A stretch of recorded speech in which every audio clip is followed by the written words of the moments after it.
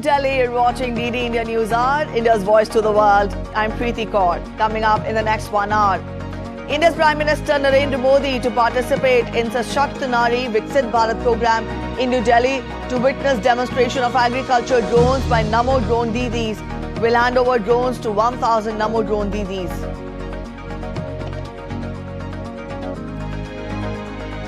Crescent moon signaling the start of Ramadan sighted in Saudi Arabia. Qatar and the UAE also confirmed beginning of the holy month.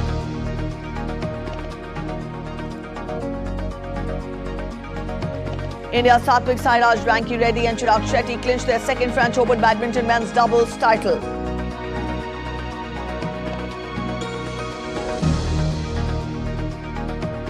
Oppenheimer dominates Oscars, bags Oscars in Best Film, Actor, Director and Supporting Actor categories. Emma Stone prevents a sweep, wins Best Actor award for Poor Things.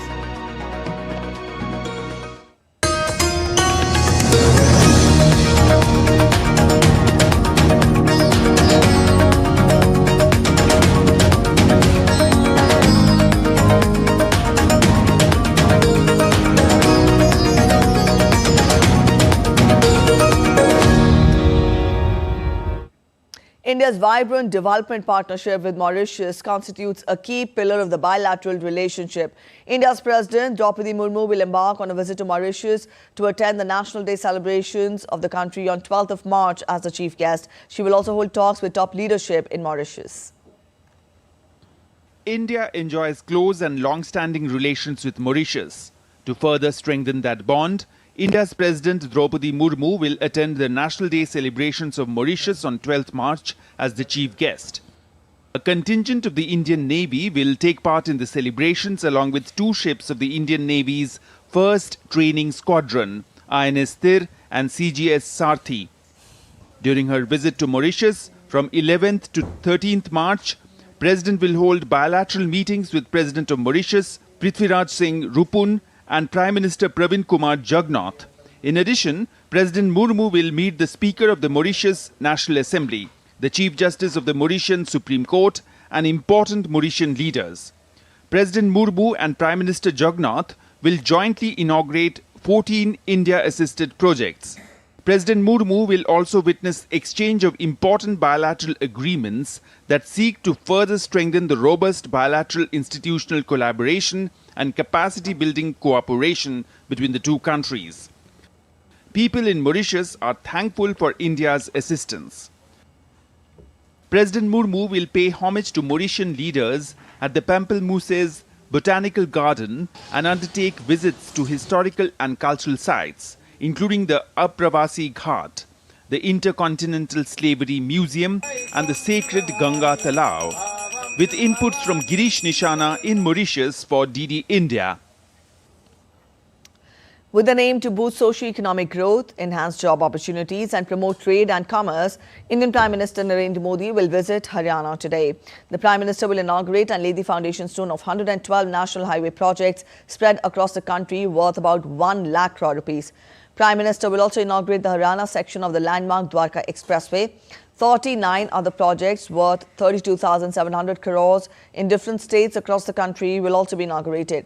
These projects will significantly contribute towards the growth of the national highway network.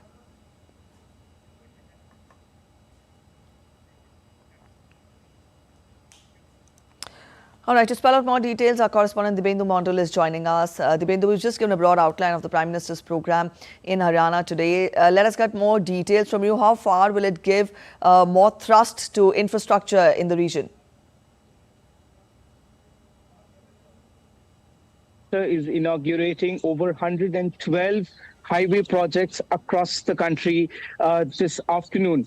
One of the key projects that the Prime Minister will inaugurate is the Dwarka Expressway, the 19-kilometer long section of the Dwarka Expressway, which will perhaps give a major connectivity boost to the residents of not just Delhi, but also the neighboring states across Delhi.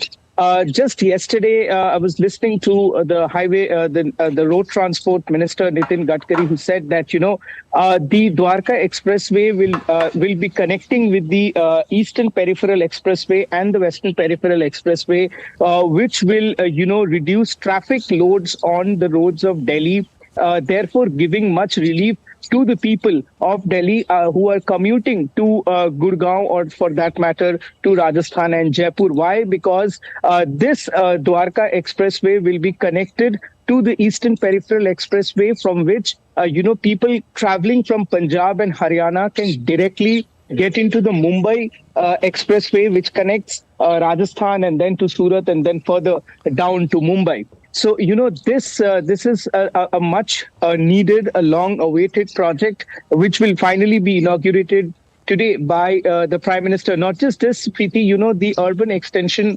road, which is the part 2 of the it's being known as UER project part 2. This will also give further boost to the connectivity, ease of, transportation to the people of Delhi and the neighboring states of Punjab, Haryana, Himachal, and Rajasthan, because the trucks or the transportation vehicles will not have to enter Delhi and will directly have access to the other states via the Dwarka Expressway. Of course, this will also reduce loads on the road to the airport, and people who are familiar with Delhi would also know that Dholakua region receives a huge traffic during the morning and evening rush hours. So that traffic load will also be reduced. So therefore, this particular project which the Prime Minister will be inaugurating in the National Capital Region, which is in Haryana today, will give much relief to the traffic loads in this part of the country. Not just this, Preeti, the Prime Minister will also be inaugurating several other projects. If you allow me to read out some of them, it will be, the Prime Minister will also have built 4,100 crore off the Delhi-Haryana border to Basai Railway Overbridge. And this is an 8.7 kilometer long road which will connect to Manesar's Khersi Daula toll. The Prime Minister will also inaugurate projects in the Vijayawada Expressway, which will connect Bengaluru, Kadapa and Vijayawada Expressway.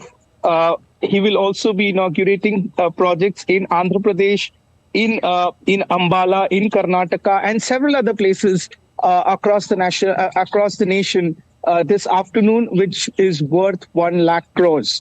So, this perhaps is the Prime Minister's vision of developed India by 2047, and and all these projects, which will be either inaugurated or foundation stones laid, will perhaps give a further boost to India's development. All right, Dibendra, we leave it here. Thank you so much for joining in with those details.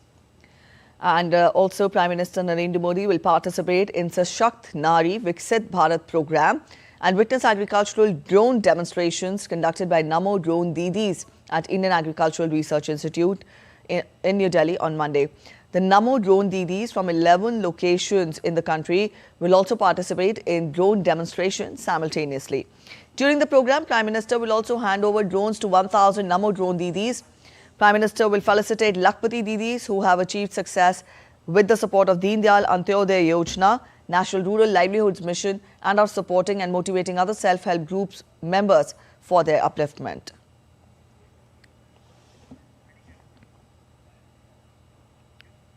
All right, to get us more on this, our correspondent Kriti Vadhera is joining us. Kriti, good morning. Explain to our viewers in layman's terms the concept of drone Didis and how far will it make the Nari more Sashakt? Well, good morning, Preeti. And as you asked, how it will make the women of the nation more Sashakt or more empowered. So let me just tell you, when we talk about Viksit Bharat at 2047, so in a very unique way, Prime Minister has, catered all the spheres of the society, I would say. Just 2 days back on International Women's Day, we witnessed that in several parts of the country, youngsters, young girl students were felicitated, they were made as Viksit Bharat ambassadors for this Nari Sashakti-Karan, the women empowerment we say.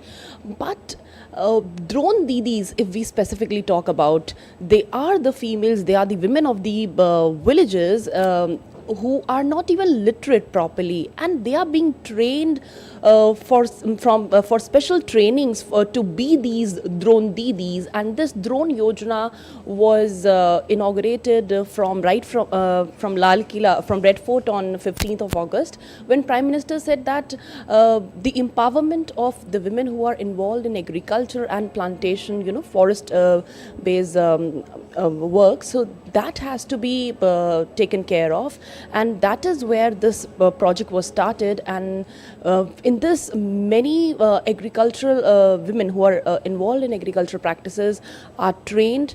They've been given special trainings how to even repair their drones, how to use their drones, how to use fertilizers with these drones.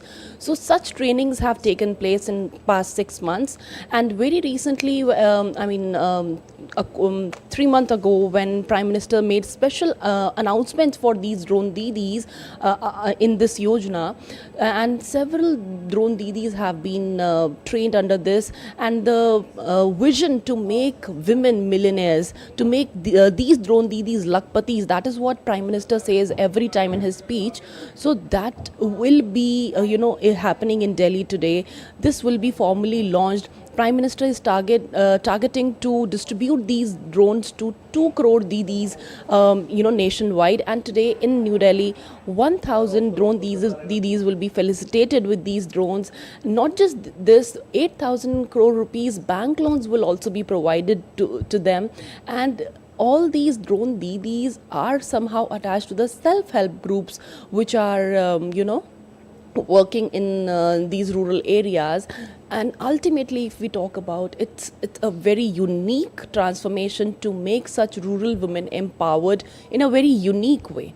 So today in New Delhi, this event will be happening where PM will be seeing the demonstration of these drone didis, and they'll be felicitated by PM. All right. Yes, it's a very novel concept of combining technology, aiming to empower the women. But in simple layman's terms, explain to our viewers how far will these drones help in enhancing the agricultural productivity, and especially when we're talking of empowering the women. You've explained to us this aspect, empowering of the women, but how far can these drones be used for enhancing and strengthening the rural economy? Well, yes, it's a very unique amalgamation of technology and agriculture. So these drone didis who are not even literate properly, who are majorly school dropouts, they are being trained to use technology in the right approach for their farmlands, to practice, agriculture practices. So that is how PM has targeted to empower such women, which will ultimately be helping them in their livelihoods and making them self-reliant, self-dependent. And of course, with the proper use of technology, the agriculture sector would, of course, enhance. All right, Preeti, we leave it here. Thank you so much for joining in with those details. And from here, we now take a look at other stories making it to the headlines from across India. Arogya doctors on wheels bring medical care to doorsteps in the remote Udhampur village of India's Jammu and Kashmir. Thank you, Swadhin. The approach helps to address the healthcare needs of communities that may otherwise have limited access to medical services.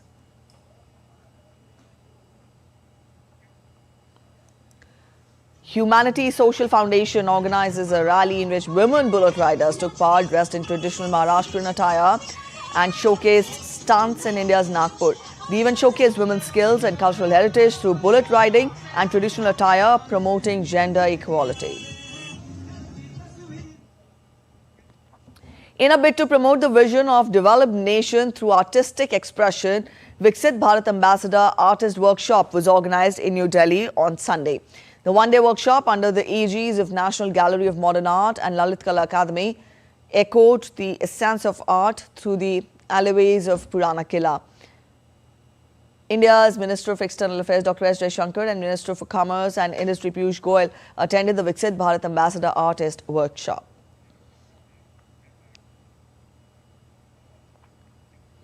We're heading for a short break. You're watching DD India News Albad. After the break, as the holy month of Ramadan begins, Israel to allow same number of worshippers into Jerusalem's Al-Aqsa Mosque as the previous years. Amid state of emergency in Haiti, US military airlifts their embassy personnel. Elon Musk's SpaceX crew 7 members bid farewell to the International Space Station to undock from it on Monday.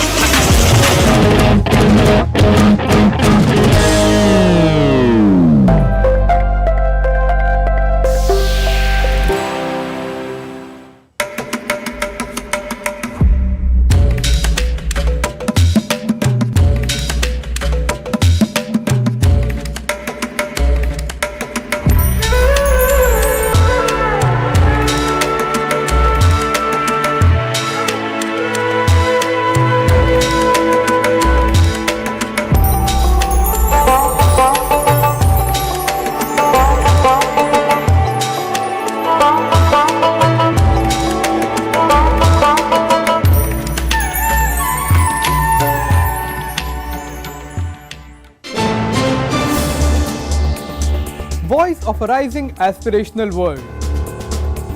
Stories of challenges, struggles and accomplishment. A world battling conflict, hunger and poverty. Embracing growth, development, science and technology. A voice of progress, a voice of unity. Watch Voice of the Global South with me, Akshay Dongre, only on DD India.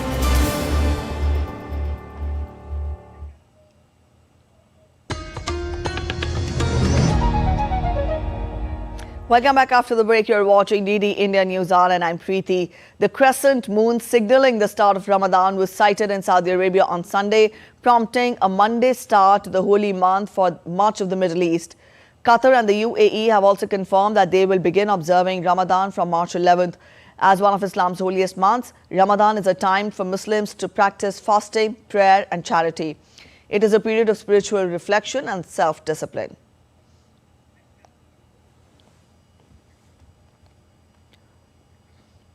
Efforts to get aid into Gaza by sea is moving ahead. A U.S. Army vessel is en route to the coast of Gaza laden with materials for construction of a temporary pier, according to the U.S. military. DD India correspondent Jagruti Dave explains that it is part of the Biden administration's plan to use sea routes to deliver humanitarian aid to Gaza. The Biden administration is facing a huge amount of pressure to help facilitate the delivery of aid to Gaza. The United Nations is warning that the people there are facing a famine. And so they've come up with a plan to construct a temporary pier on the coast of Gaza in order to help the transportation of aid to the enclave via sea routes. On Sunday, US Central Command posted a series of pictures of the ship carrying equipment to Gaza.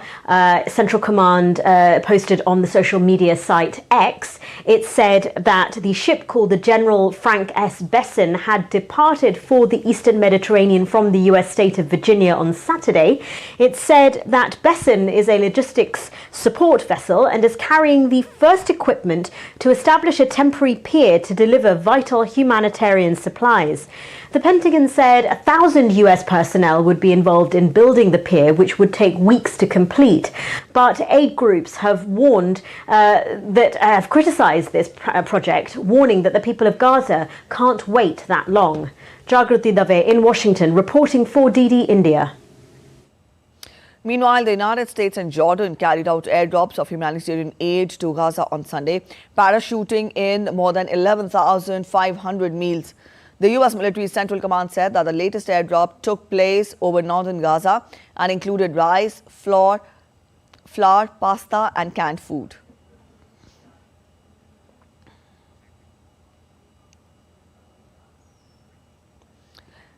As Ramadan begins in Middle East, Israel said it will allow same number of worshippers into Jerusalem's Al-Aqsa Mosque at the start of Ramadan as the previous years.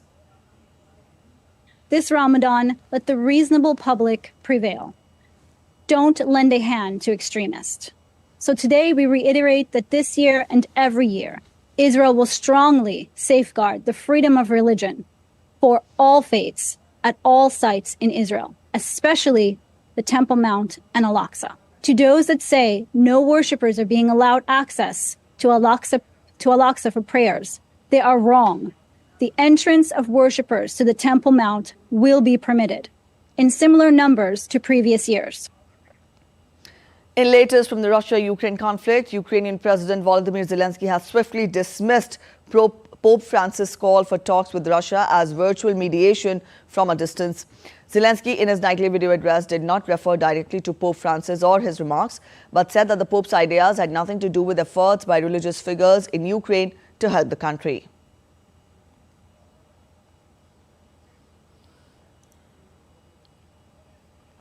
I thank every Ukrainian chaplain who is with the army, in the defense forces, on the front line, defending life and humanity. They support us with prayer, with talk and with deeds. This is what the church with people is, not 2,500 kilometers away, somewhere to mediate virtually between someone who wants to live and someone who wants to destroy you. The International Atomic Energy Agency IAEA chief Rafael Grossi will be visiting the Fukushima Daiichi nuclear power plant during his trip to Japan this week.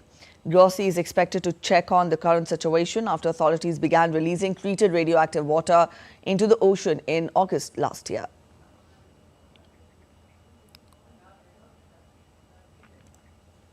As Haiti is reeling under a state of emergency, the U.S. military has said that it has carried out an operation in the Caribbean nation to airlift non-essential embassy personnel from the country and added U.S. forces to bolster embassy security. The operation was the latest sign of Haiti's troubles as gang violence threatens to bring down the government and has led thousands to flee their homes.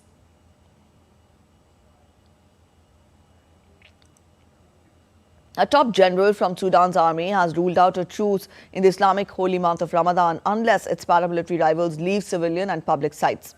The statement comes after the army claimed advances in Omdurman, part of the wider capital, and an appeal by the United Nations Security Council for a truce during Ramadan, which begins this week. The paramilitary rapid support forces also welcomed the ceasefire call.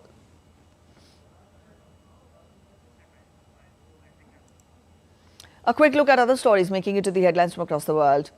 Thousands of Germans protest against U.S. car maker Tesla's plans to expand its plant days after an arson attack cut power supplies to the automaker's production lines. Tesla's ambitions to expand its plant with capacity to produce around 500,000 cars a year hit a roadblock when local residents recently voted down a motion to fell trees, leading to disruption of the ecosystem.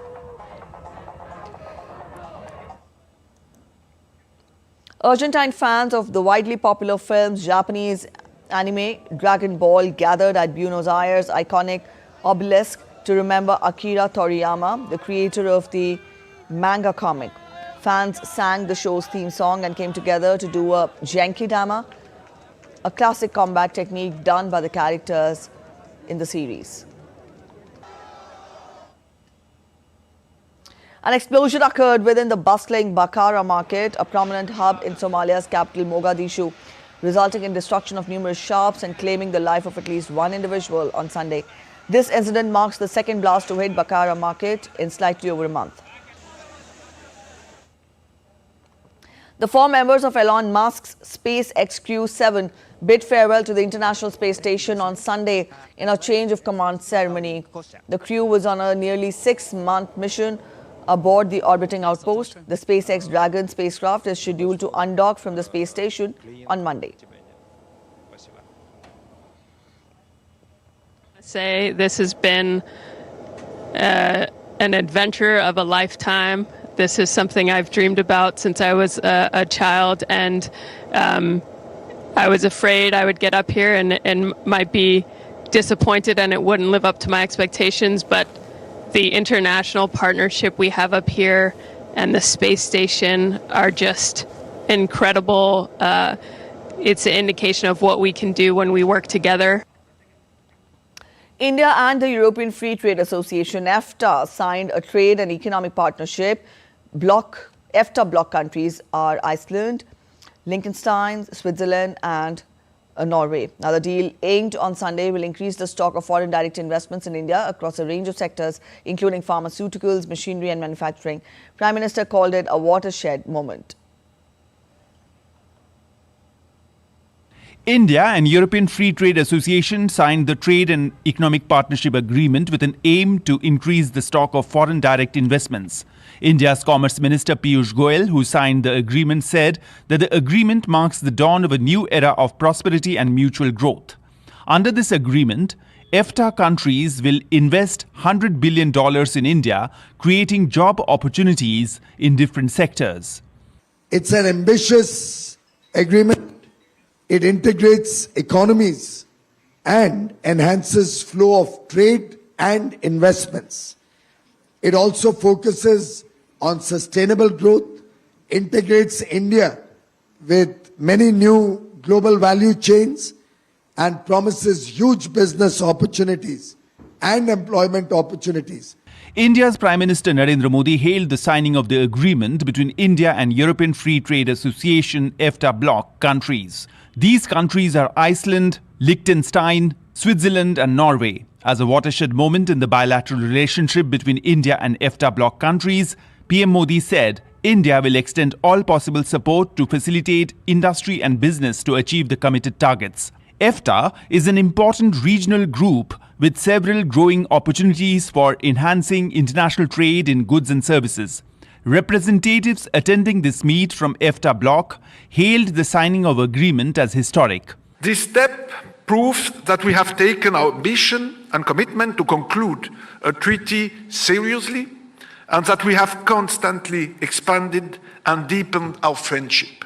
I strongly believe that this agreement, which is so much more than an agreement, it is a partnership, will bring a lot of opportunities for all our countries. India's External Affairs Minister Dr. S. Jaishankar met Iceland's Foreign Minister Bjarni Benediktsson on the sidelines of the India-EFTA meeting. Both of them discussed new areas of collaboration, investment and trade. EFTA has 29 free trade agreements with 40 partner countries, including Canada, China, Mexico and Korea. With inputs from Jessica Taneja, Shagnik Chakraborty, DD India. Norwegian Trade Minister Jean-Christian Vestager called the India-European Free Trade Agreement signed on a historic day and further said that this agreement will increase trade and investment. This is really a day for the history books. It's a major breakthrough. This agreement will increase trade, it will increase investments and it will increase job creation. We're heading for a short break, but still to come on this edition of DD India News Hour, Portugal's centre-right Democratic Alliance wins general election, though it was unclear as to who would govern. Protests continue unabated in Pakistan, citing electoral fraud and rigging in the February 8th elections. Downpour continues in Indonesia, triggering floods. Authorities warn of further damage.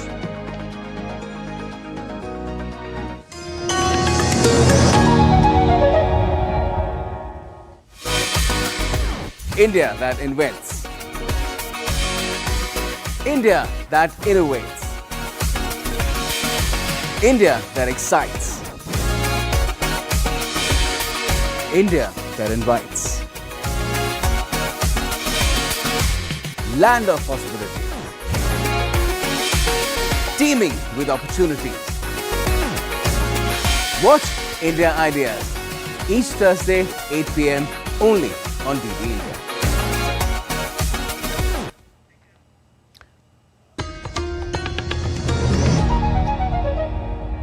Welcome back after the break. You're watching DD India News Hour. A quick relook at the top stories once again. India's Prime Minister Narendra Modi to participate in Sashakt Nari Viksit Bharat program in New Delhi. To witness demonstration of agriculture drones by Namo drone Didis, will hand over drones to 1,000 Namo drone Didis. Crescent moon signalling the start of Ramadan sighted in Saudi Arabia. Qatar and the UAE also confirmed beginning of the holy month. Oppenheimer dominates the Oscars, bags Oscars in Best Film, Actor, Director and Supporting Actor categories.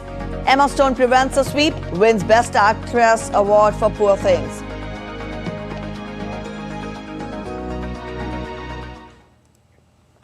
As the US gears up for the presidential election on November 5th, President Joe Biden is accelerating his campaign in full swing.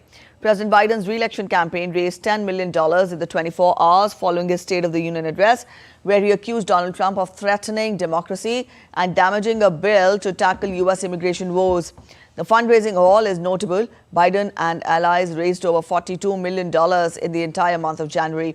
They also announced $30 million and ad blitz targeting key battleground states over the next 6 weeks. Portugal's centre-right Democratic Alliance won Sunday's general election. Its leader, Luís Montenegro, said, though it was unclear if he could govern without the support from far-right Chega, with whom he again refused to negotiate. Chega's parliamentary representation more than quadrupled to at least 48 lawmakers in the 230-seat legislature, giving the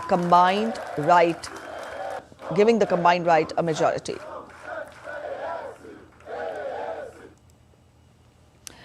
Residents in Russian-controlled Donetsk People's Republic are taking part in early voting in the presidential election.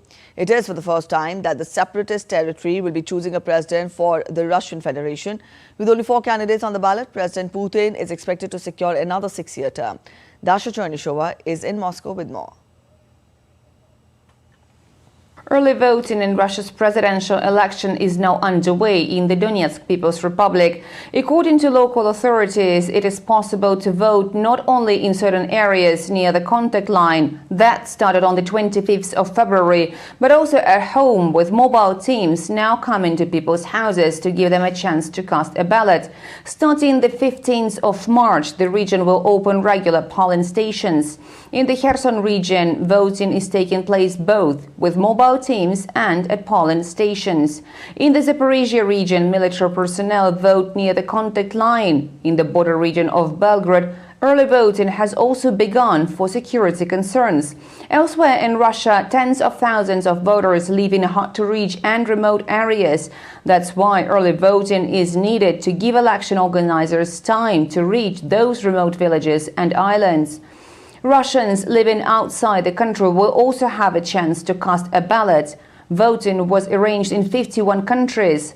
Pollsters forecast turnout in this year's presidential election to be around 80%.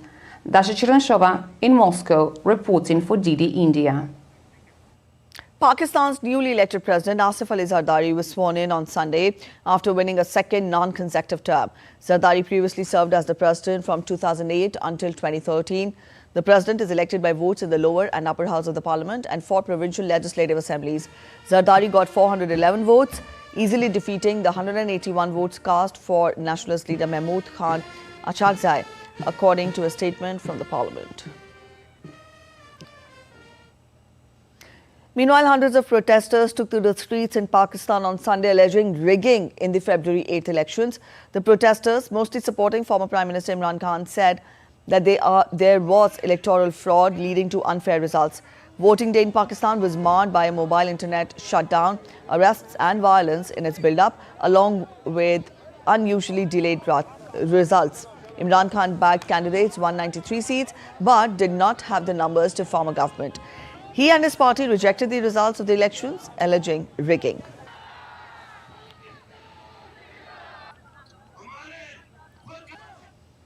Let's get to weather updates now. A spring storm brought rain and heavy winds to the eastern coast of the United States this weekend.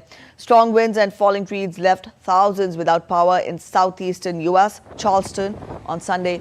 Heavy rain in the region dumped 3.63 inches of water, setting a new one-day rainfall record. The storm headed north along the eastern coast and combined with a different weather disturbance over the Great Lakes, increasing the risk of flooding and damage.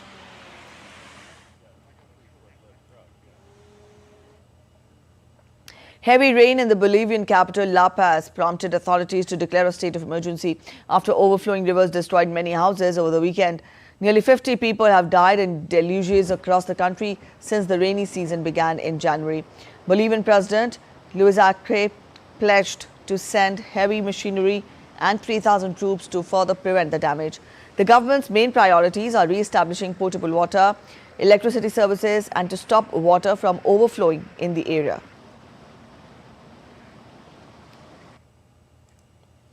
Days of torrential rain triggered floods and landslides in Indonesia's province of West Sumatra, killing at least 19 in the havoc. Indonesia's rescue agency is hunting for those missing, with 150 rescuers drafted into the effort, hampered by blocked roads following the landslides. More rain is expected in the next few days. Authorities warn of further damage from floods and landslides.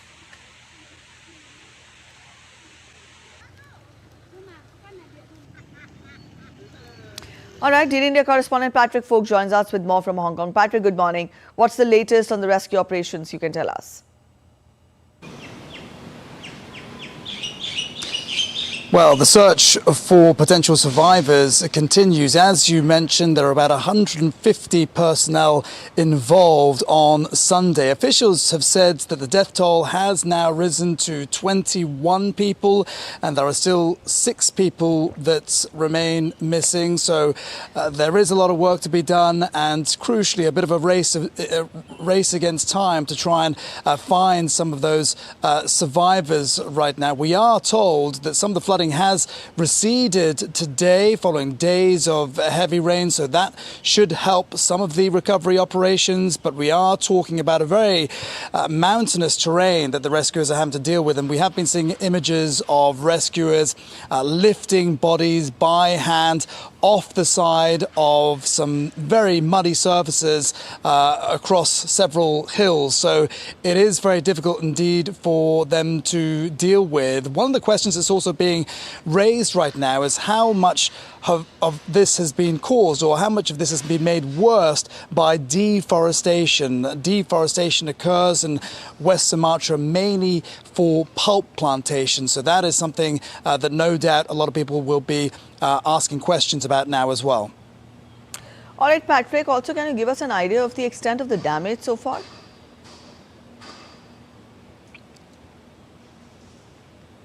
Yeah, well, look, the bulk of the damage appears to have been caused by mud and rocks and uprooted trees that were hit by the landslide and then collapsed the banks of a river in Pesisir Selatan. You know, landslides are common in this part of Indonesia, across much of Indonesia, as a matter of fact. But again, the question is how much of this was made worse by deforestation. We do know that there are several casualties on top of the deaths and the people that are missing. Those could possibly rise as these rescue efforts continue. There are 14 houses that we're told were completely covered as a result of the landslides, and 20,000 homes that were flooded up to the rooftops. There are around 80,000 people that have had to evacuate their homes. So there has been considerable damage, and there's also been power outages as well as damage to roads as well, which is also hampering some of the rescue operations. But, you know, this is not uncommon for Indonesia and something that the government really needs to address in the long term to prevent these sorts of natural disasters affecting people in the province of Western Sumatra. All right, Patrick, thank you for joining in with those details. As the month of Ramadan is set to begin, United Nations Secretary General Antonio Guterres sent his message for Ramadan on the eve of Muslim Holy Fasting Month.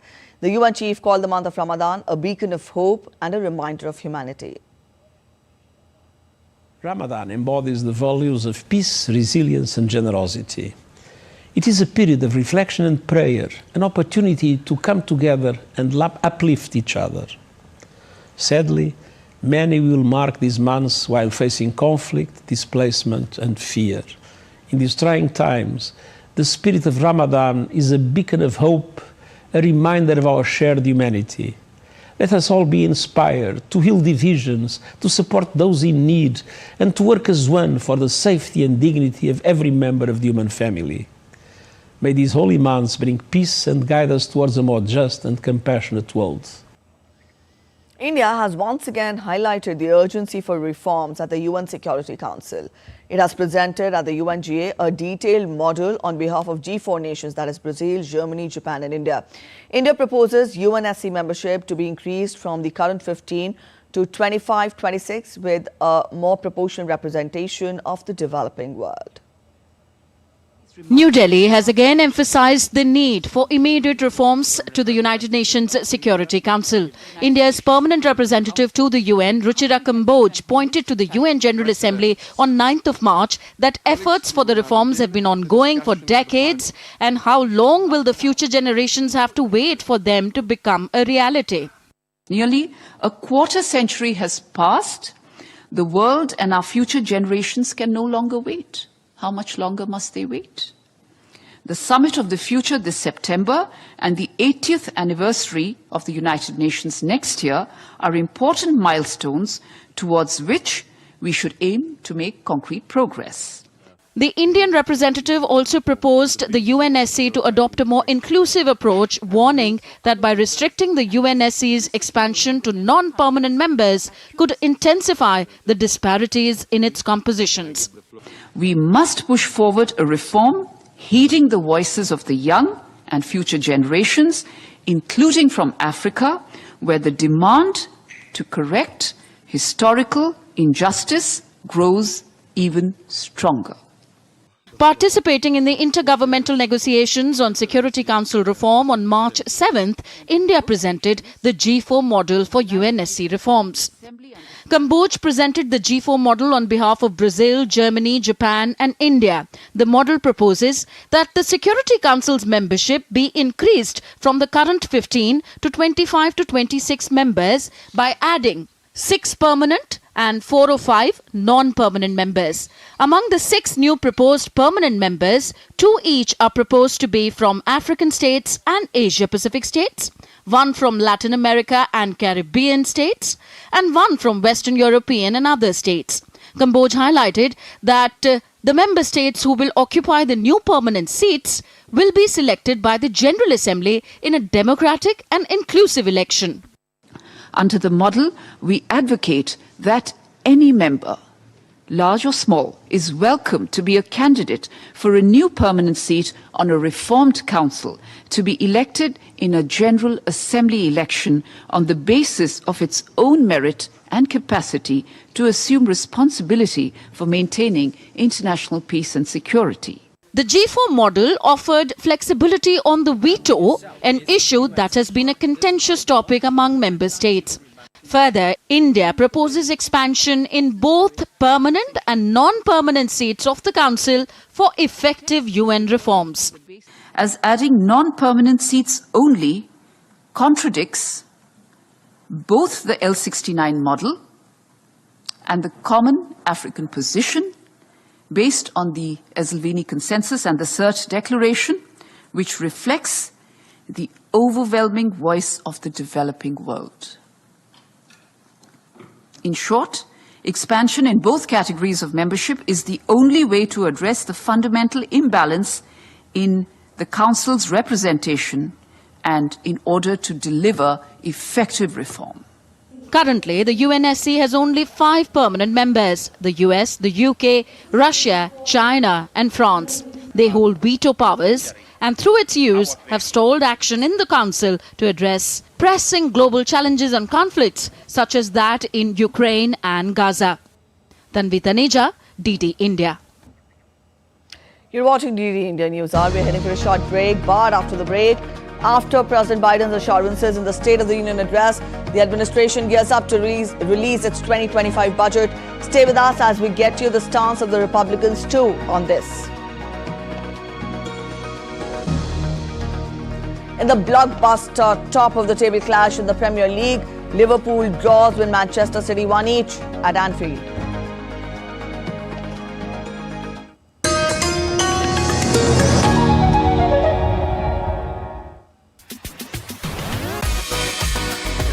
India that invents.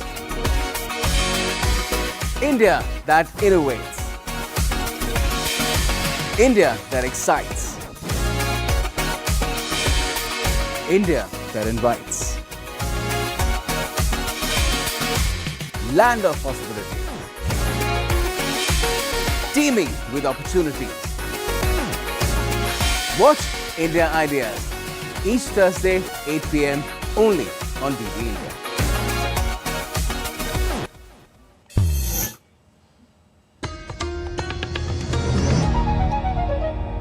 Welcome back after the break. You're watching DD India News. Let's get to updates from the world of business now. The Biden administration is slated to release its 2025 budget later on Monday.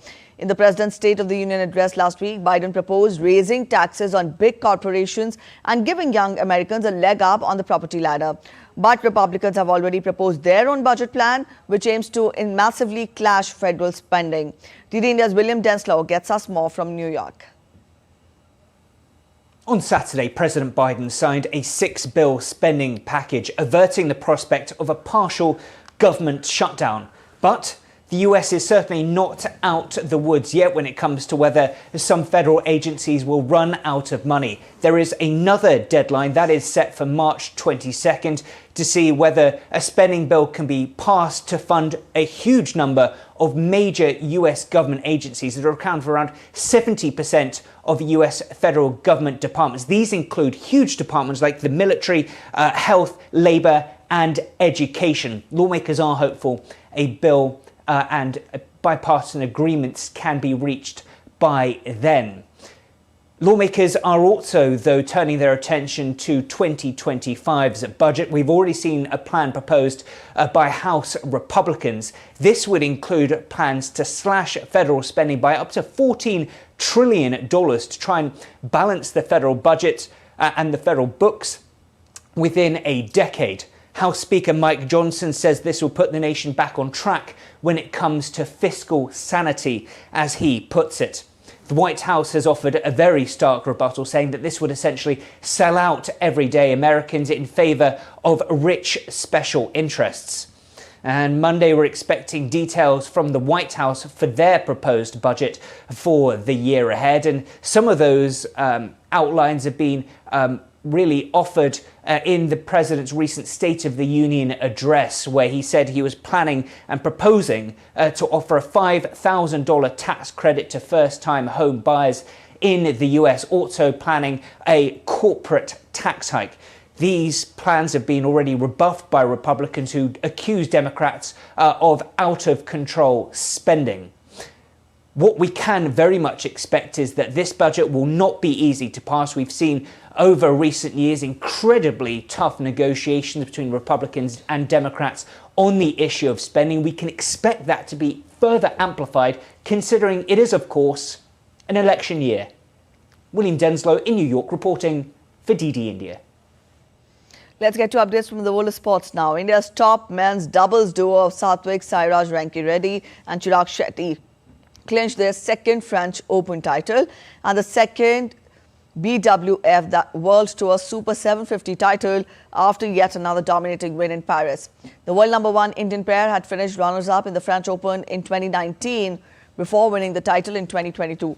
On Sunday, the Asian Games champions defeated Lee and Yang 21-11, 21-17 in 37 minutes to regain the Super 750 tournament title and also win their first crown of the season after reaching the summit clash for the third time in 2023. The Indian duo had finished second best at Malaysia Super 1000, India Super 750 this year, while signing off as runners-up at China Masters Super 750 as well as last year too. Now this is in-form Chirag and Satwik's 7 BWF World Tour title, and they won it without dropping a single game at Paris Olympic last event.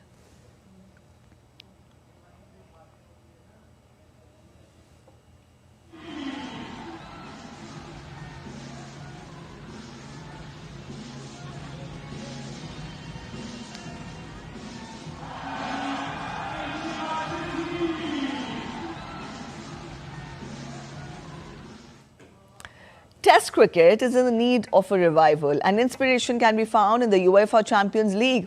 A home and away format, like in football, promises to inject excitement and competitiveness into the traditional format. It is time to reimagine Test cricket for a new era of fans and players alike. An exclusive report by DD India's Narayan Singh. Test cricket, the epitome of sports' longest format, has been grappling with predictability for quite some time now. The mantra seems simple: play at home and victory is almost assured.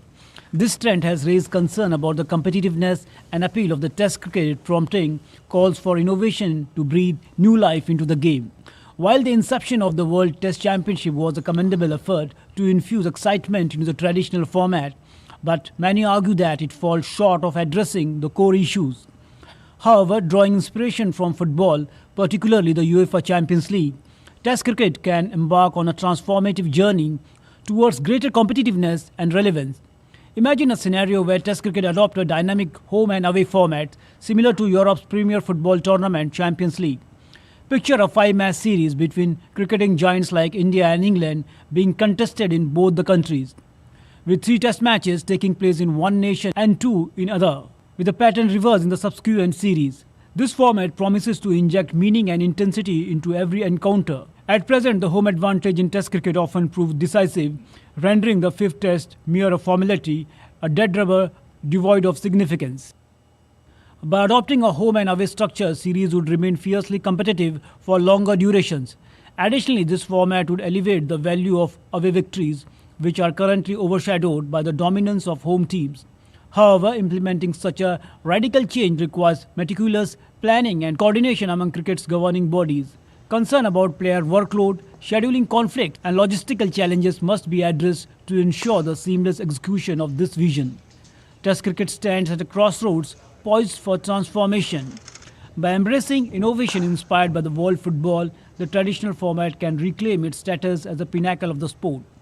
A home-away format promises to inject excitement, competitiveness, and relevance into the Test cricket, captivating the audience and ensuring its longevity in the ever-evolving landscape of modern sports.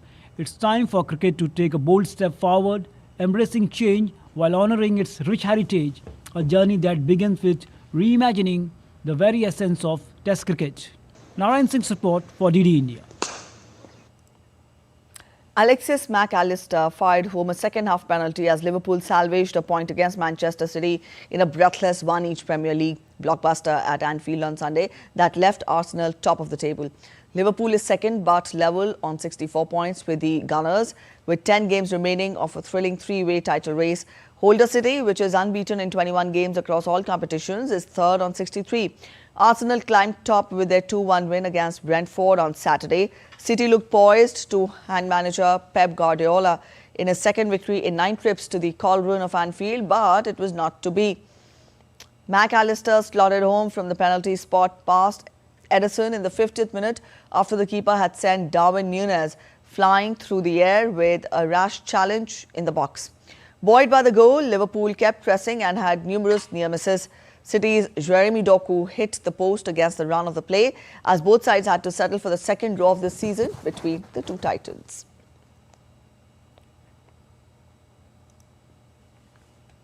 A night of celebration of the best films of 2023 has begun in Los Angeles. The 96th Academy Awards. Historical drama Oppenheimer took the top honors of the night, including the Academy Award for Best Picture.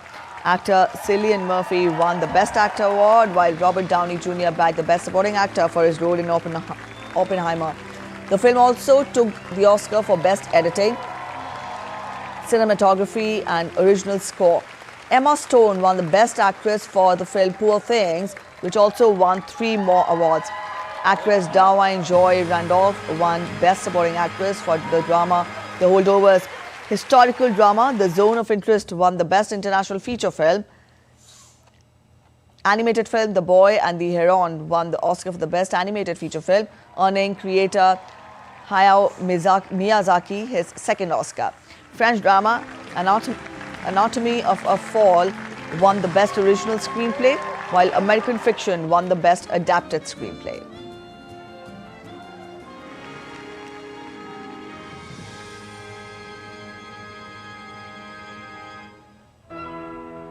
It's this way, Mahito. A lot of strange things happen in this. Thousands of people gathered at the West Lake of Vietnam to witness a light show featuring 300 drones displayed in Hanoi. The opening ceremony of the Get On Hanoi 2024 provided attendees with a new experience through a stunning laser mapping technology light show. The event included around 150 professional actors and 150 residents.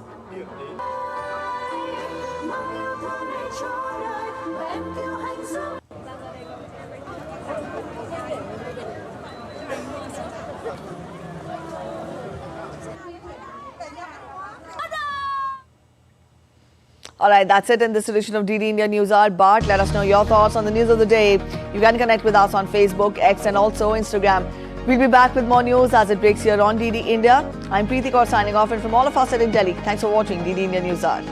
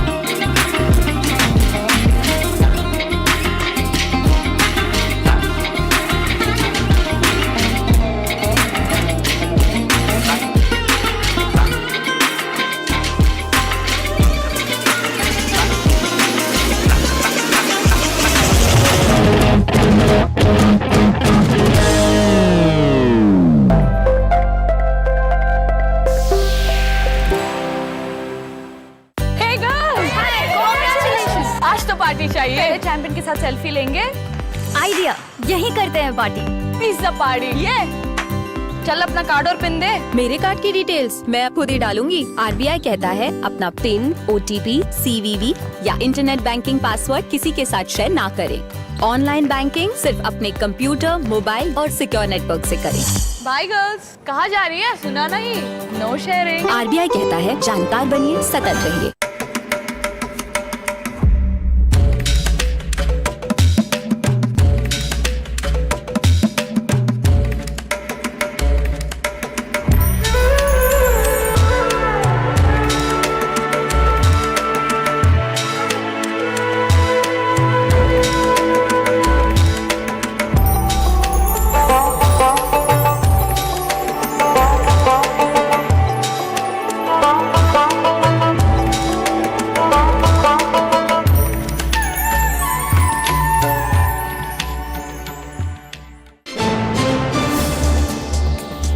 Voice of a rising aspirational world. Stories of challenges, struggles and accomplishment. A world battling conflict, hunger and poverty. Embracing growth, development, science and technology. A voice of progress, a voice of unity. Watch Voice of the Global South with me, Akshay Dongre, only on DD India.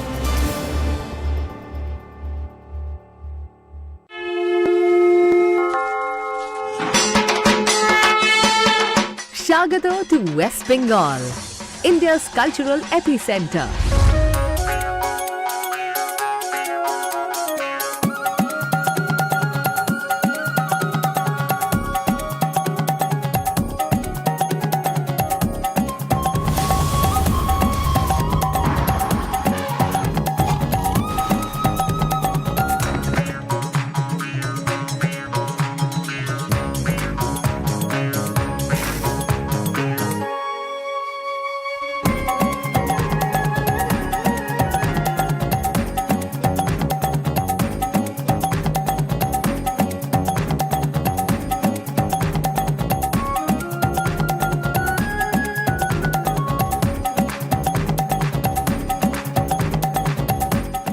West Bengal invites you to share its richness, to be united as one family with one shared vision of building a better tomorrow.